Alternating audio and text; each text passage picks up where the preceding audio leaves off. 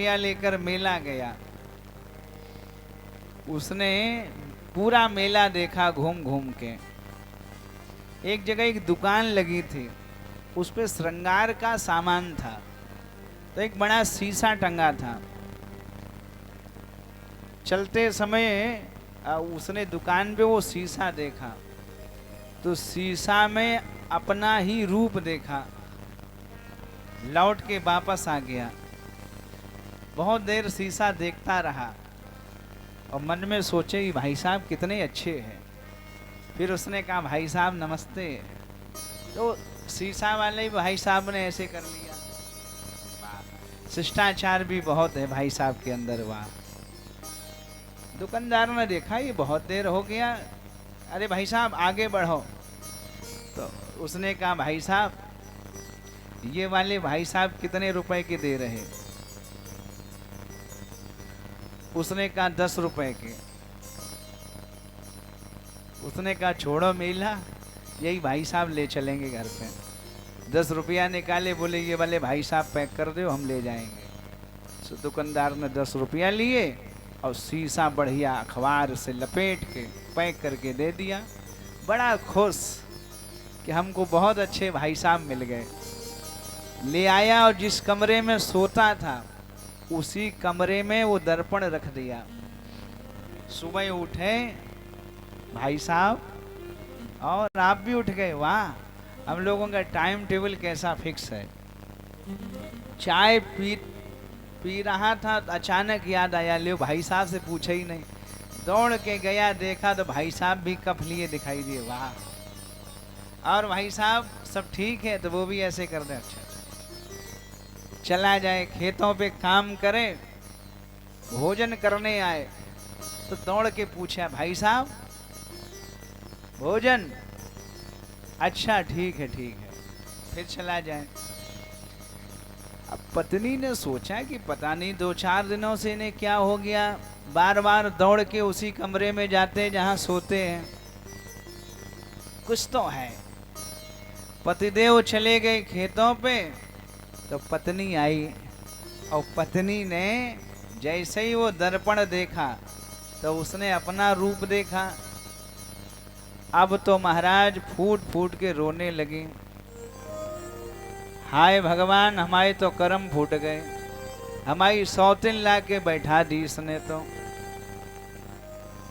जब बहुत रोई जोर जोर से तो सास ने कहा क्या हो गया क्या हो गया? अरे बोले देख लो अपने लड़के की करतूतें।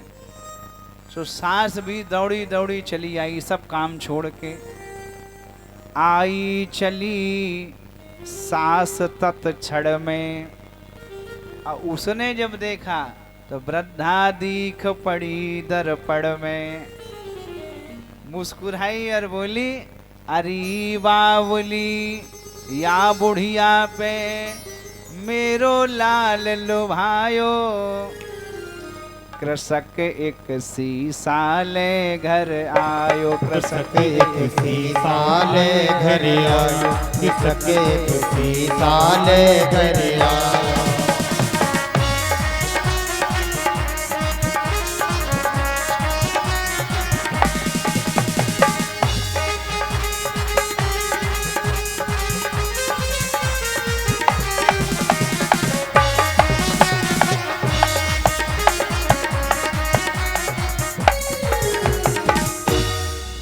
बुढ़िया ने कहा परेशान ना हो बहू, कोई बूढ़ी माता जी मिल गई होंगी, हमारा बेटा तो वैसे ही दयालु है तो सेवा के लिए ले आया है बूढ़ी माता को। अरे बोले बूढ़ी कैसे है, हम क्या पागल हैं, हमें दिखाई नहीं देता। बहू फिर गई, देख लो माता जी देख लो, है नई बहू है। अब महाराज झंझट जब सास बहू का होने लगा तो ससुर साहब ने सुना। अरे बोले काहे के लिए सुबह सुबह से शोर मचाए दोनों। बहू रोते हुए बोली पिताजी देख लो अपने लड़के की करतूतें। अब वो आए, कहाँ है कि देखो वो उसमें कमरे में सौतन बैठी है हमारी। जैसे ही ससुर पहुंचे अब उन्होंने जाके देखा तो दाढ़ी वालो पुरुष देख कर दो उनको फटकारो। और दाढ़ी वाले थे ससुर साहब, तो उनने देखा तो दाढ़ी वाले ही बाबा दिखाई दिए। दाढ़ी वालो पुरुष देख कर दो उनको फटकारो। मर न गई तुम नारी पुरुष को भेद समझ ना पायो। कृषक एक सीसा ले घर आयो। कृषक एक सीसा ले घर आयो। कृषक एक सीसा ले घर आयो। कृषक एक सीसा ले घर आयो।